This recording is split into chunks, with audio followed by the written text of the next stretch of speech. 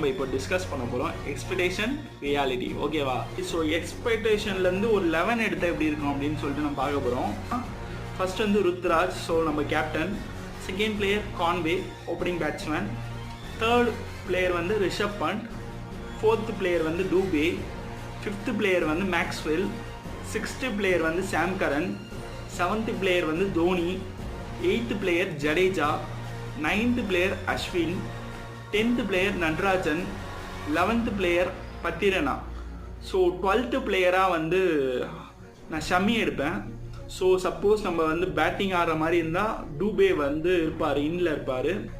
உங்களுக்கு புரிஞ்சுக்கும் என்னடா இவன் டீமை பயங்கரமாக இருக்குது அப்படின்னு யோசிக்கிறீங்க. ஆனால் கண்டிப்பாக இந்த பிளேயர்ஸில் எத்தனை பேர் வந்து நம்ம வந்து ஏம் பண்ணி எடுப்போம்னு தெரியாது. ஏன்னா நிறைய காம்படிஷன்ஸ் இருக்குது. அதுவும் முக்கியமாக அந்த கிங்ஸ் 11 பஞ்சாப்னு ஒரு டீம் இருக்குது, பயங்கரமாக